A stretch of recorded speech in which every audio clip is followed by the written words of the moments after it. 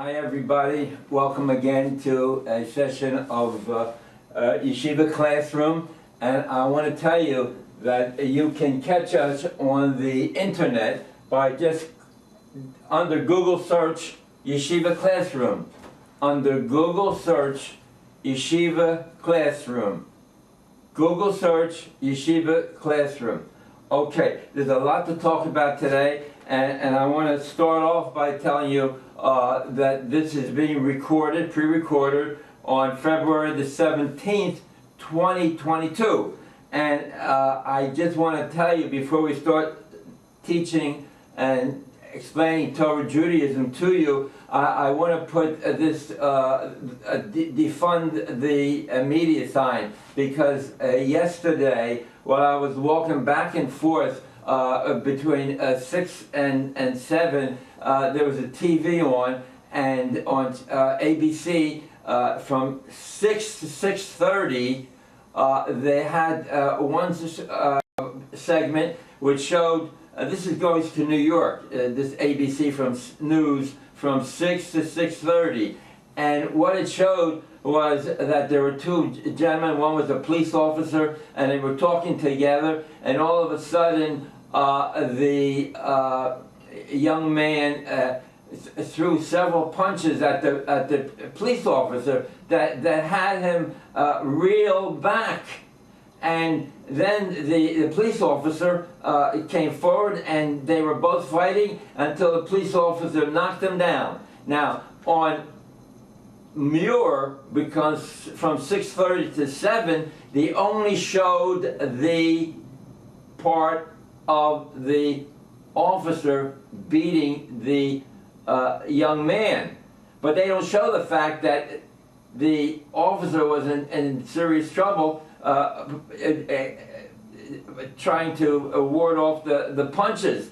And they only show the last segment where the police officer got the upper hand and is beating. Now, this, without showing the entire picture, you're dividing the country of the United States into two different camps.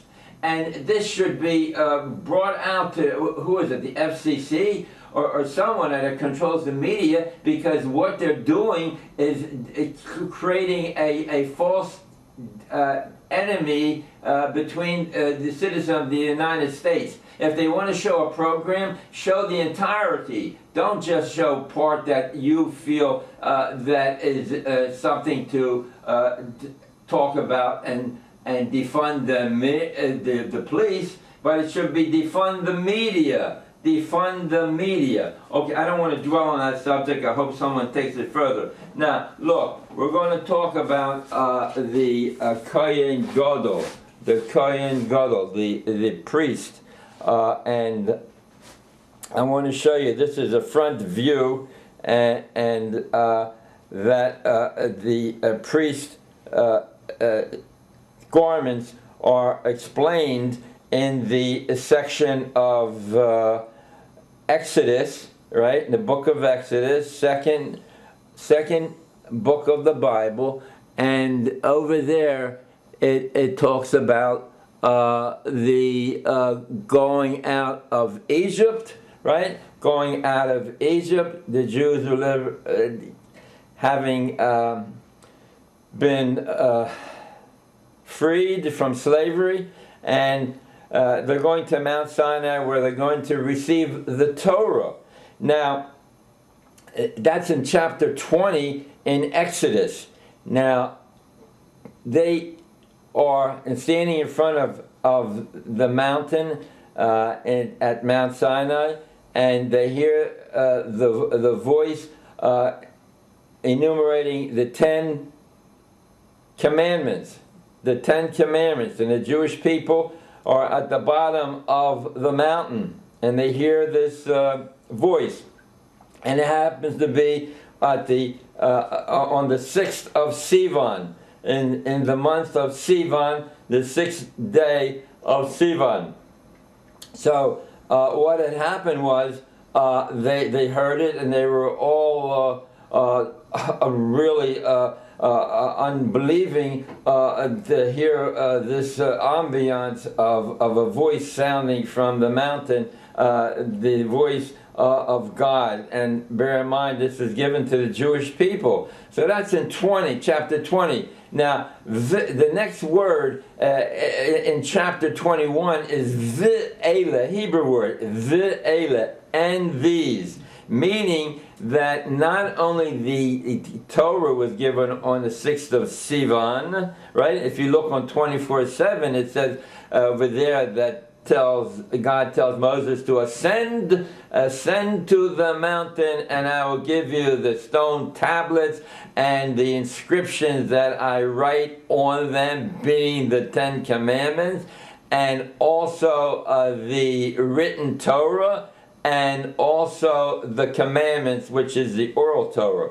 So that was all given on the 6th of Sivan. But while they were there, it says V'ele, meaning that next chapter and onward continues at Horeb, where they were given the Mishpatim and all the laws regarding civil matters between man and man. That's in chapter 21, chapter 22, chapter 23, chapter 24. Beautiful, nice little thoughts. I don't want to go into them now. But after that, in chapter 25, it says, make for 25:8 in Exodus. Look it up.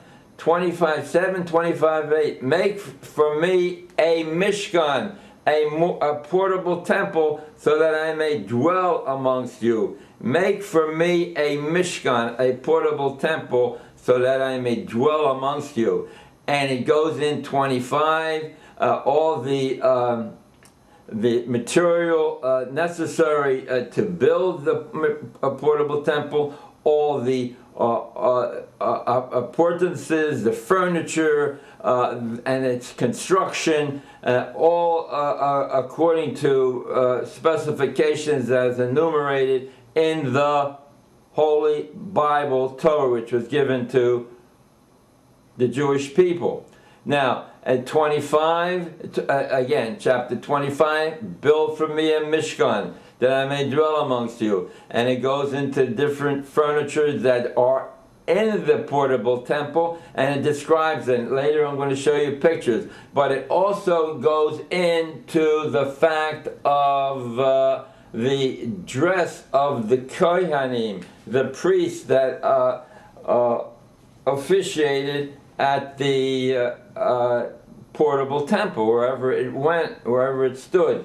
Now here is a picture of the Kohen Gadol and his dress. I don't know if we're gonna get the fine details of it, but it's an apron, and over here the apron or ephod ties in front, but it goes all the way in back, and it ties in front. And over here the ephod has straps that come on the shoulder, and on each side on his shoulder is a setting which is the onyx, O-N-Y-N-X stone, which is a stone, a precious stone, and inscribed the names of 6 of the 12 tribes on this shoulder and 6 of the 12 tribes on the other shoulder. And then the breastplate with the stones on it, which light up. It's a whole lesson in itself, but bear in mind that this strap, right, the strap of the ephod, which comes from the back, which is sewn on, and it's sewn on, and it comes to over the shoulder where the onyx stones are set, where the Kohen bears the 12 tribes of Israel, and the strap continues on on the front of him by this golden setting, which is the end of the strap. And on the breastplate there's the rings, 1, 2, 3, 4 rings, and The golden chain comes from the golden chain comes from the breastplate, the ring on top of the breastplate, to the golden setting. To the golden setting. That's the golden chain. And it's the same thing on the other side. So that's what we have at the Kohen and the priest and his clothing. And of course, this is his dress. He had a me'il, box-like structure that has pomegranates and silver bells sewn into the hem of this meal, and below that is the katonas, which is next to his body, and he has breeches on too.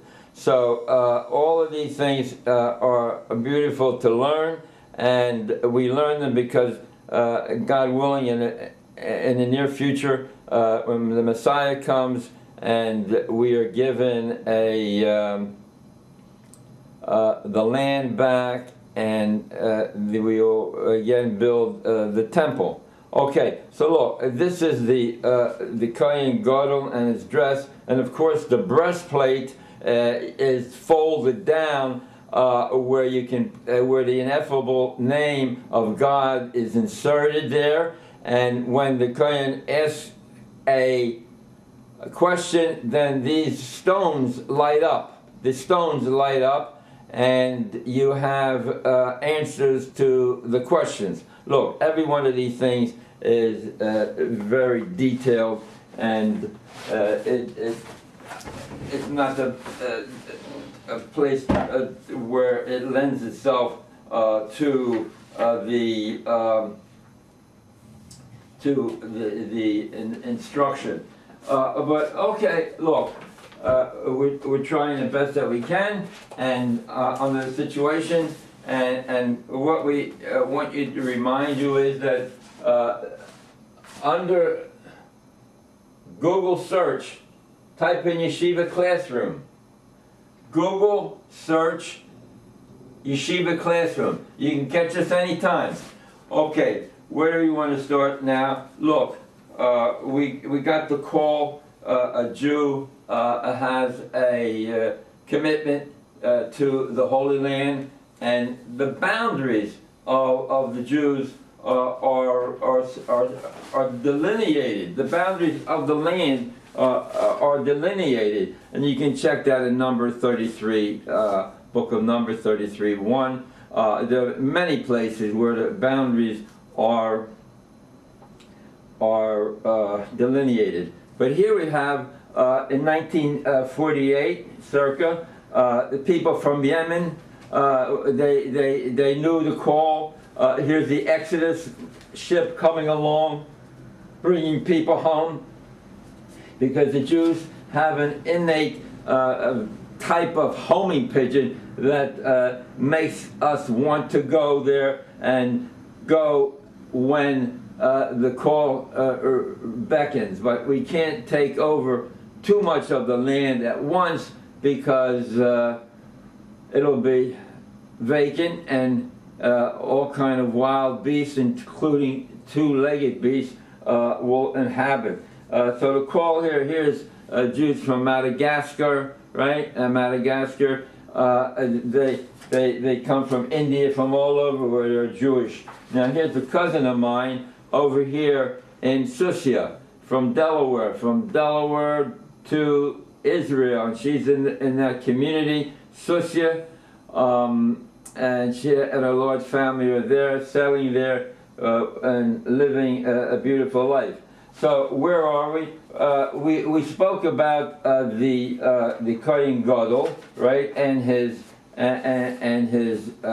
attire, right, his begodim, and these are a picture of the begodim, where we went over them before, right, and here the hat that he wore. There is a golden plate that is on his forehead. This is the breastplate, the ephod is around here. He has breeches, a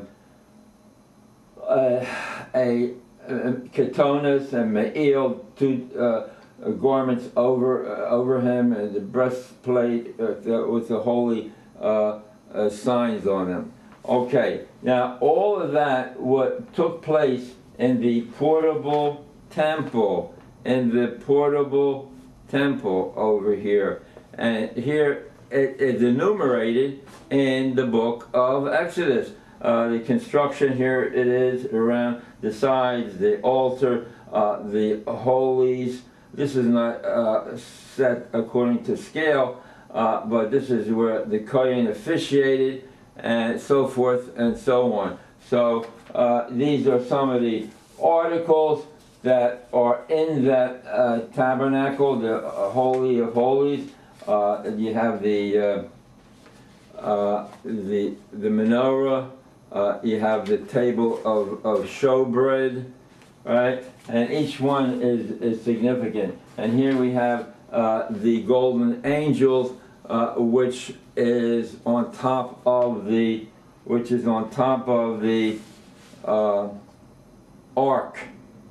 ark of the covenant. And this is the golden box, wooden box, and a golden box. And inside was the 10 Commandments in stone, the stone tablets, the only physical object given by man to the Jewish people. The only physical object given by man to the Jewish people. And this is the top of those three boxes. And here we have the golden angels all beaten out from the top of that golden cover, which covers the boxes. And the voice of God came between those two figures, those two cherubim or angelic type figures that guarded, so to speak,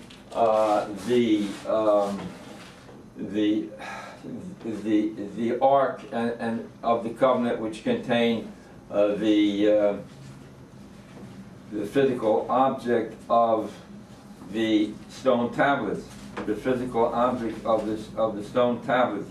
So we have to keep in mind that we're here, we're coming back. This is another article, the laver, kiyar in Hebrew, where the Kohanim wash their hands and feet before entering. Godliness is cleanliness. And here is another picture of the settlers who are guarding the borders of the land of Israel that are delineated in our holy Torah. So we're coming back. We can't take over the entire land at once because there are not enough people to populate it, and there will be beasts inhabiting that place. So we have to do it gradually, and so forth and so on. You know, I don't have this picture, but there was an article and a picture of the congressional seat in the fourth, excuse me, is it the fourth or the fifth Nassau congressional house, right? There's Bruce Blakeman is the chief of the entire house, with each Nassau County divided into congressional districts, and one of the districts is recently won the last election an Ethiopian Jew who is Shomer Shabbos. I forget her name, but she's in Nassau County. She represents the North Shore, right? And she just gave birth to twins, and she carried the twins in campaigning at the same time. and from Ethiopia she came to the 21st century from like the 5th century, because they didn't have any of these things that she never dreamed of. And that's her. But here, this is a picture of in Jerusalem, where the family lived in a mixed neighborhood, and she was walking one day with her children, and the neighbor stuck a knife into her back, and her child said, "Mommy, you have a knife sticking out of your back." And God helped, and it was not as serious. She was taken to the hospital, and she was taken. She recuperated nicely. That's a picture of her living in Jerusalem. So that is something that we have to address. The people just have it like a homing pigeon. They come back, and little by little they are reclaiming the land. Yeah, okay, so that's that. And this is a picture of the 12 tribes of Israel, the 12 tribes of Israel, and how the land was divided, amongst the 12 tribes. And this is the Jordan River, and the 2.5 tribes settled on the other side of the Jordan, and they were given this land by God, the land of Og Melech HaBashan and Sichon Melech HaMori. They were defeated, and 2.5 tribes were given that land, just like the land over here on the other side of the Jordan River was given, divinely given. So no matter what the United Nations and all of those other countries want to do, I don't know why they're interfering. It's a sovereign state, but they want to tell the Jewish people how they should conduct their boundaries, when it was divinely given in the Bible, which they all believe in. But where do they practice it? Here's another picture of Israel and the dividing of the land. So those are important pieces to show that we still follow the land and directives that were given to us. And recently the United Nations, well, even just about a week ago, President Biden paid $500 million to UNESCO, a agency of the UN, and they are not $500 million, because Trump had stopped paying because it was a biased organization that just hated the Jewish people.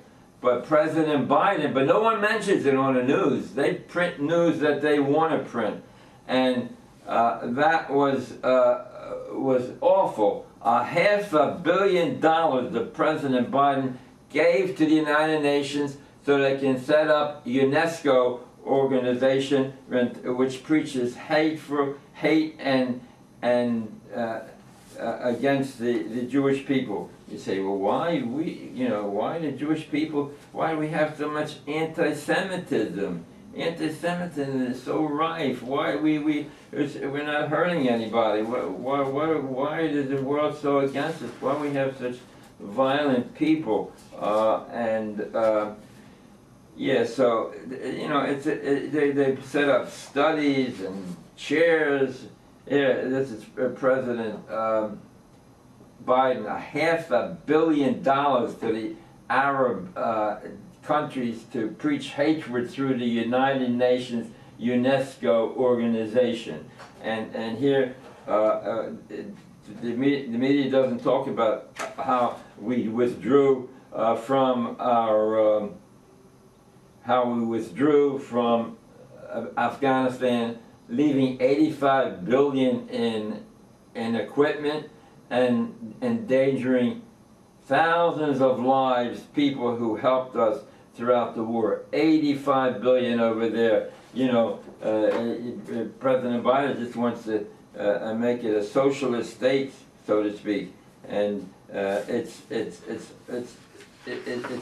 disheartening that this beautiful country is going to go down the tubes. And here is a picture of gerrymandering per se, because here we have the infamous Jerome Nadler prior to last November's election, because the House is elected every 2 years, every 2 years, and here we have gerrymandering. You know, he didn't have enough people in Manhattan, so they just carved out a place in Brooklyn by the Munkacher Hasidim, and he got them into his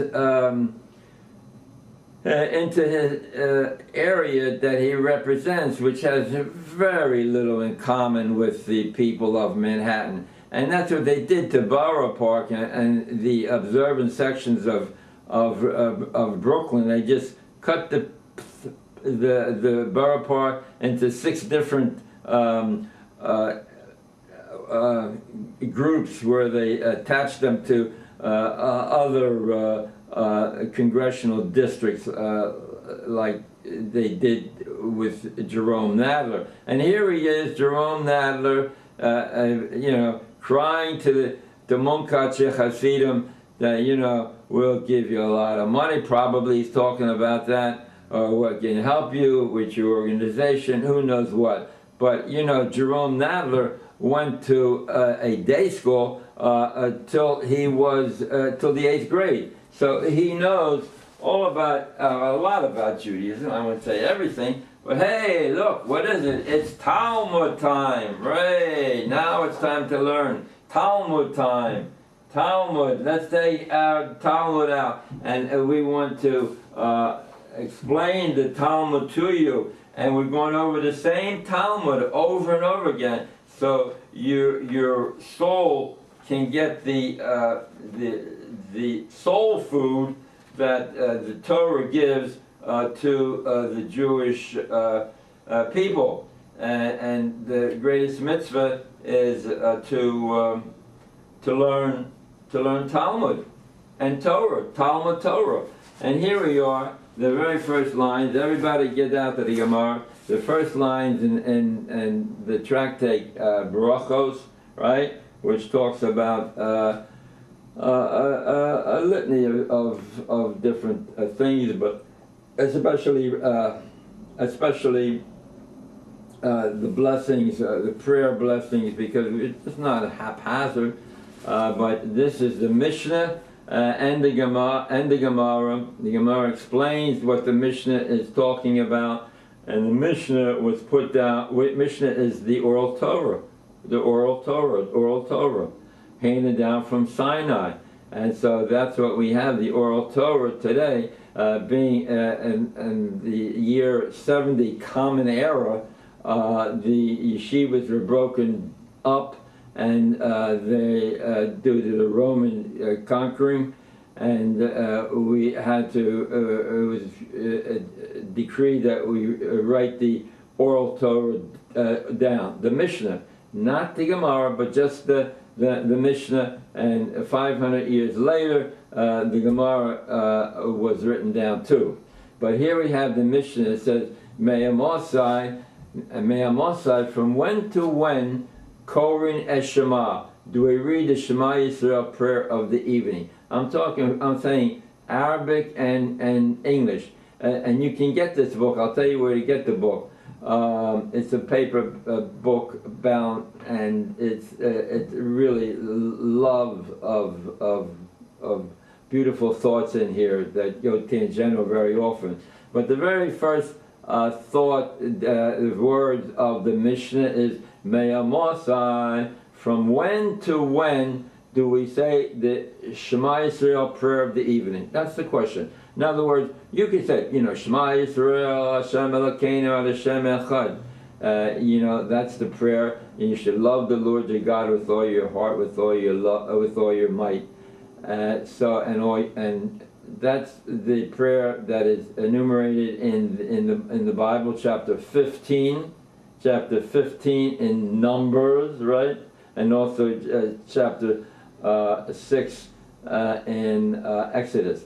Okay, so over there it says, Me'al Masa. You can read the Shema Yisrael prayer all day long if you want, but in order to get credit, because that's what we're interested in getting credit for what we do. We're interested in praising God and doing good deeds, because that's what the purpose of man, of the Jew, is in this world, to praise God and to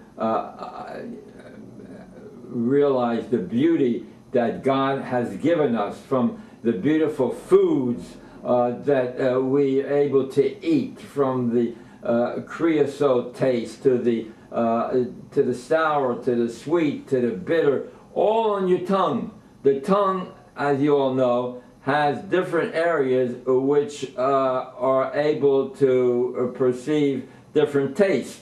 And He gave us that tongue, and He gave us the fruit and the vegetables and all the colorful fruits that are grown on the land. And we're so happy for that, and we show our gratitude, and we express these thoughts by saying the blessings before and after we partake of them. And that's the message that we're to live by in this world, so that we will come in the next world, right? S-O-U-L, the soul world, where according to what and how you showed gratitude and blessings to God in this world, will you be able to do the same in the next world, in the soul world. Solomon wrote that in the book of Ecclesiastes, Chehelis. It says over there, chapter 12, verse 7, the soul returns to God. The soul returns to God who gave it. The soul, S-O-U-L, returns to God who gave it. This is a short book that King Solomon wrote, and that is what he said in his book, among other things. So we're already back to the Talmud, and every person can get this book, because this is truth, and it's given out to everyone. So the first words of the book is, you don't need to know Hebrew. All you need to know is English, and it's given after the Aramaic term. Me'amosai, from when to when do we read the Shema Yisrael prayer? In order to get a mitzvah for doing that. What are the parameters? What are the parameters of the time frame in which we can say it? That's the first question. And that's Miyamosai. From when to when do we read the Shema Yisrael prayer of the evening? And the answer is Misha'a Shakohanim Nechnosim Le'echol B'Truma. From the time that the Kohanim enter to eat their Truma. What does that mean? That's an answer to the question, what are the parameters? And it gives me an answer as to when the Kohanim enter to eat their Truma. I mean, what does that do with the time frame? And the Gemara asked that question, and the Gemara says to teach you by the way other things, right? Teach you by the way other things that are so important in Torah. And so when Kohanim enter to eat their Truma, the Truma is 2% of what a person his income is. In other words, if a person has 100 bushels of apples from his farm, he gets 2 apples to the kohanim.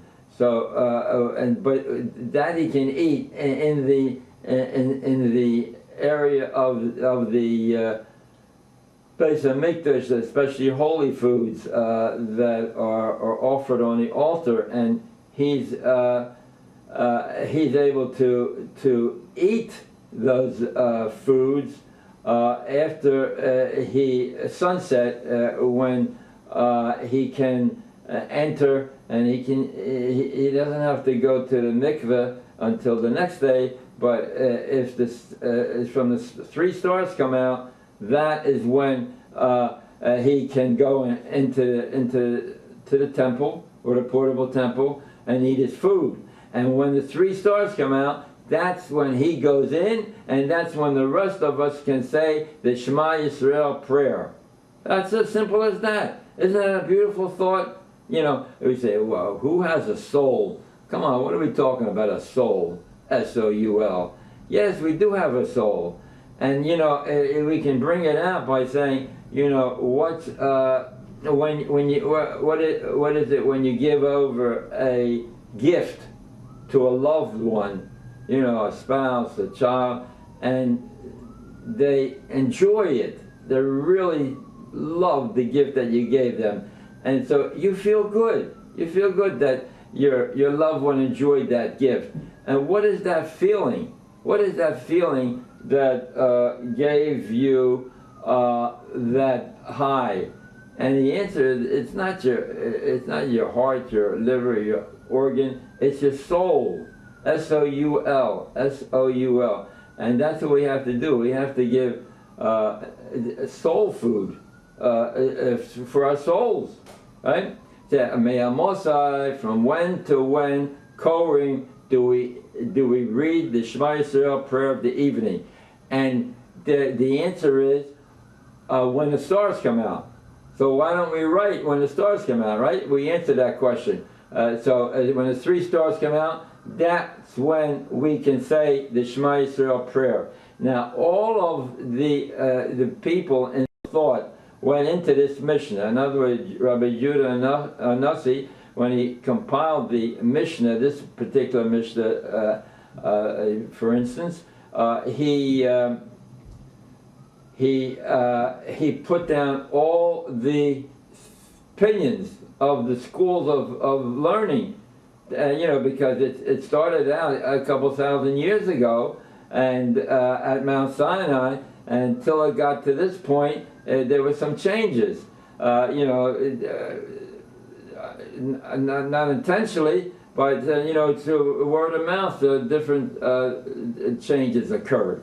So, but one thing, they all agreed, all the schools of thought agreed that the onset parameter is when the 3 stars come out. That's when you can say the Shema Yisrael prayer.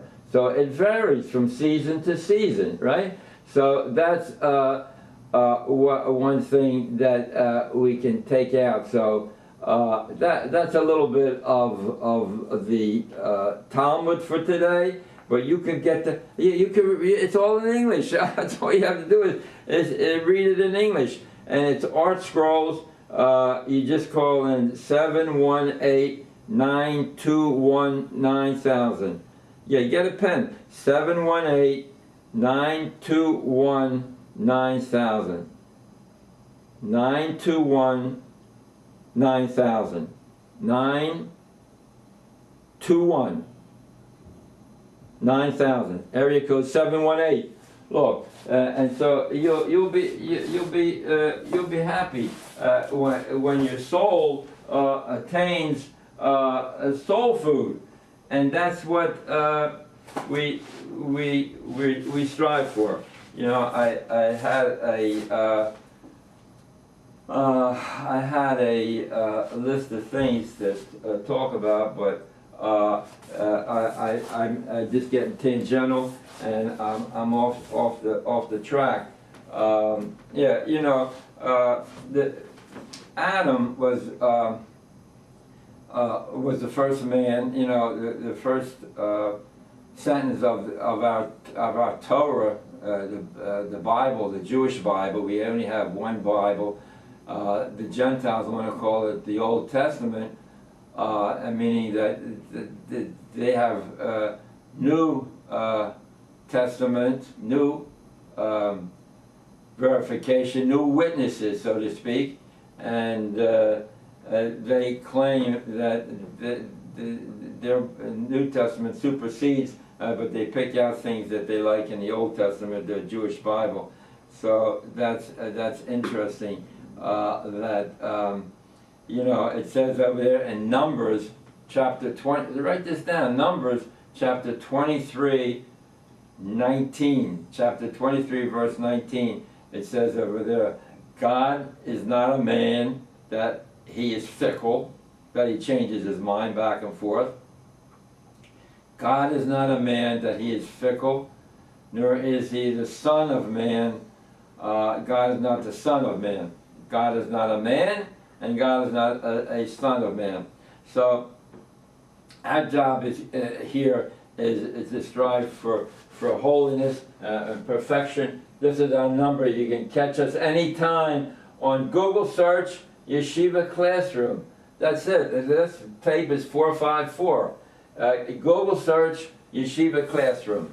So our purpose in this world is to strive to become perfect, or holy. Holy. That's a definition of holiness is perfect. And in many places it says over there that do the mitzvahs and you will be holy. Do it in Numbers 15:40. Do the mitzvahs and you will be holy and perfect. Strive for perfection. And Numbers 15. In Numbers, in Leviticus. In Leviticus chapter 20. It has 26 psukim, 26 sentences in that chapter, and there are three themes that one can undertake to become holy. One is not being immoral. Number two, not worshiping other gods' powers like idolatry. And number three is eating kosher. Believe it or not, eating kosher. So the laws of kashrus were given, Deuteronomy 12:21.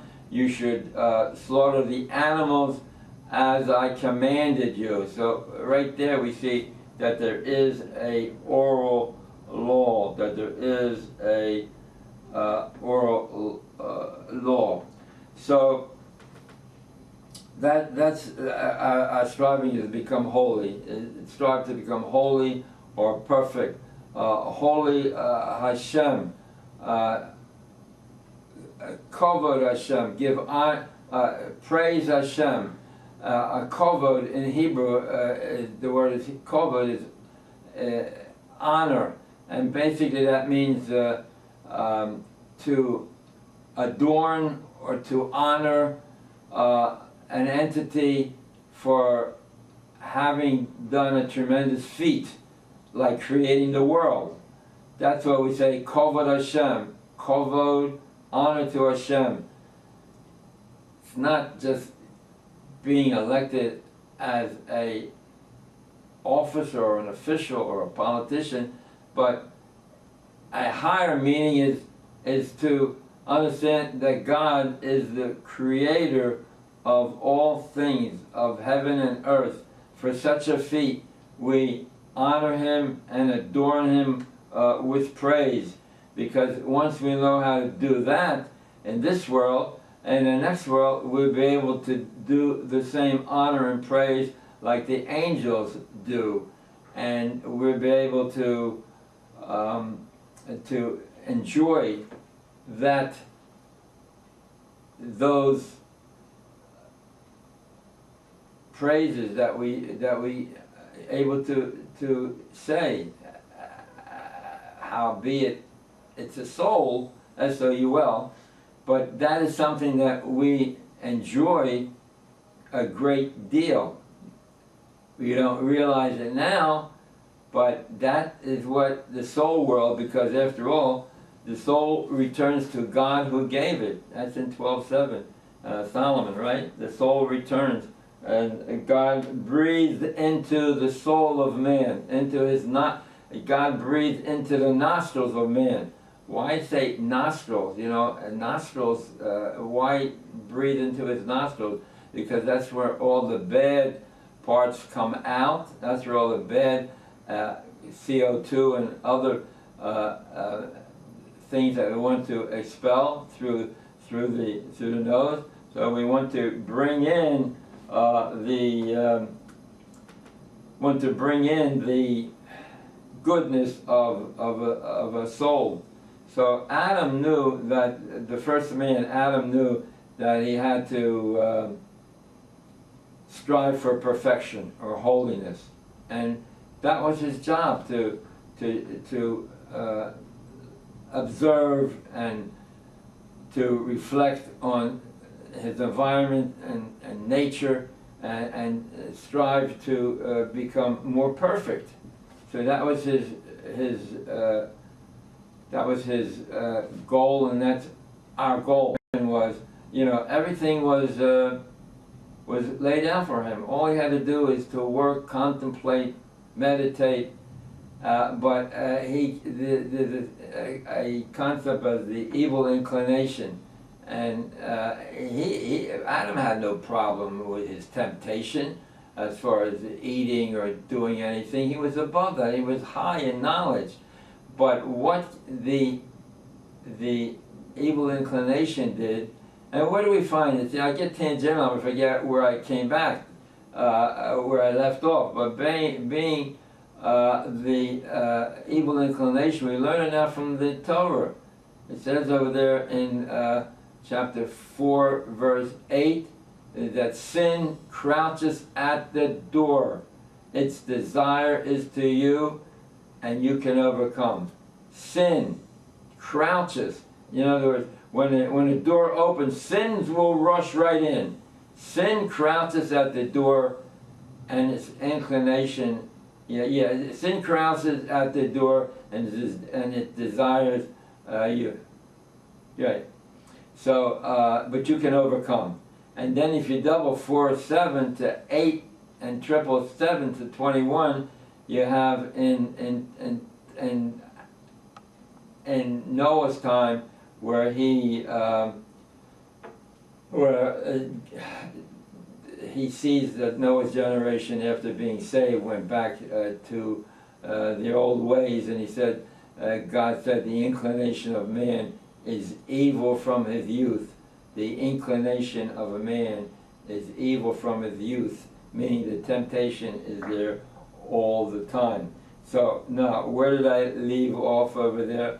Adam, right? He was striving for perfection. He got everything he needed through in the Garden of Eden, and all he had to do is strive to go higher.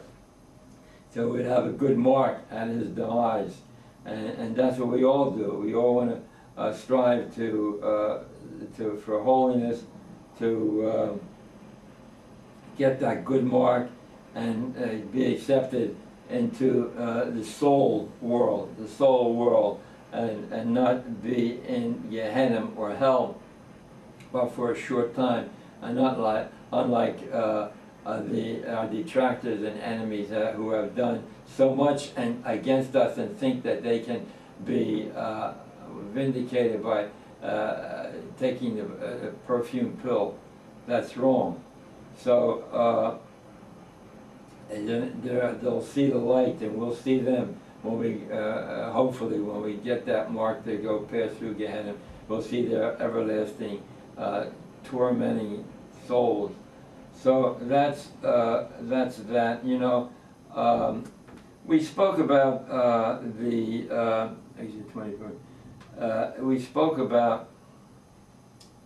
See, I had a thought, and you jumped right out about that thought. So we had Adam, right? And so he transgressed, and he was taken away from the Garden of Eden, and he said, now you should work for your bread by the sweat of your brow. You work for your bread by the sweat of your brow. So it says bread. It doesn't say fantastic lifestyles with homes all over the place and spending money in luxury, but it says the bread, you should work for your bread by the sweat of your brow. So he had to work and try to at the spare time, because now he had too much spare time. He got into trouble at his spare time. And try to strive for holiness or perfection. So, you know, we had earlier that in Exodus, actually this is being broadcast or recorded on November 17th. I told you about the 16th, what the media did to the police, but on the 17th, we are pre-recording this tape number 454, and you can catch us on the internet under Google search Yeshiva Classroom. Type in 454 Yeshiva Classroom under Google search. So what happened was that the Jewish people, remember we brought out the fact that the Jews got their freedom, and now they were going to receive the Torah and all of its ramifications, and they went to Sinai. And by the way, Sinai is a mountain, and sometimes it's referred to as Chorev, Mount Chorev, and they use interchangeably. But Chorev is the area surrounding the Mount Sinai. Chorev is and the Mount Sinai is in that Chorev area, and sometimes it's referred to as Mount Chorev. So. Right, so we got the words of the Ten Commandments, and as we said before, ve'ele, and these are the mishpatim, the civil laws between man and man, responsibilities, obligations. What one is obligated to if he borrows something, or if he's a paid a renter, or all kinds of nice things. And in 23:6 it even says, do not change the law for the benefit of the destitute or the poor. In other words, don't favor the poor over the rich. So those are 21. 20 again, chapter 21. Ve'ele, the word ve'ele means, and these are also given at Mount Sinai. Chapter 21, 22, 23, 24. And when he got to 24, he wrote them all down in a book, and it's called Sefer HaBris. Look at chapter 24 in Exodus. And God told him to read that book from its the beginning of creation to when they received the Torah at Mount Sinai, and all of its ramifications, the oral Torah and the written Torah. And he read it in the book, and he said, read it to them. And he read it to them, and the people answered, Nasa v'nishma. Previously they said Nasa. Now we say Nasa. We will learn v'nishma, and we will do. Nasa v'nishma, right? So that's a 24. You know, talking about, yeah, so that was on chapter 24, and it continues on to 25, where it says, build for me a temple, build for me a portable Mishkan, and it gave all the details of the Mishkan, all the purchases, the furniture, and this is all given on Mount Sinai. It was all given on Mount Sinai, yeah. So it was all given on Mount Sinai, and the people were down below, and they had to endure the wait for Moshe to come back. Moshe Rabbeinu, Moses our teacher. So they got the construction of the tabernacle and its furnishings and the dress of the Kohanim, and then it put in charge the architect. And God gave him wisdom to him and his assistant, Bezalel ben Uri, and Oholiav ben Achisamach. Oholiav ben Achisamach was his assistant. And then, after all of these beautiful lines of law and decrees and construction, he says in 31:13, it's in 31:13 in Exodus, it says, it is a sign between me and the Jewish people throughout their generations that on Sabbath you will be holy. Right? Again, 31:13. After all of these things, all of these laws and instructions, Sabbath takes everything, trumps everything. And that is, again, 31:13 in Exodus. It says over there, it is a sign. The Sabbath is a sign between me and the Jewish people, that throughout the generations, that on that day you will be holy. On that day you will be holy. Do you see people holy by doing the laws, directions of Shabbos? You see people, holy people? The people, actually it is a physical change. Being holy is a physical change, but we're not able to perceive it. And how do we know? For example, look, if you have a bucket of water and you don't know if it's hot or cold, you just don't know. And the same thing with an electric wire. You don't know if it's live or it is not live or cold till you touch it. And that's how a Jew who keeps Shabbos looks like. He is a person that has a physical change in him that he loves to see. Now, that's 31. That's chapter 31, where all the theories of construction and dress was put down in the laws of responsibilities and mishpatim and civil laws. And then the last sentence is keep the Shabbos. That trumps everything. And then in 32, here it's 40 days since Moses went up to the mountain, 6th of Sivan to the 6th of Tammuz, 30 days, 10 more days is 17, the 17th of Tammuz. And that's when he came down.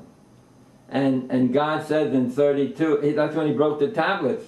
And God said in 32, right, he was up there. He was up there for 40 days. And the people said, listen, Moses went up to the mountain without any provisions.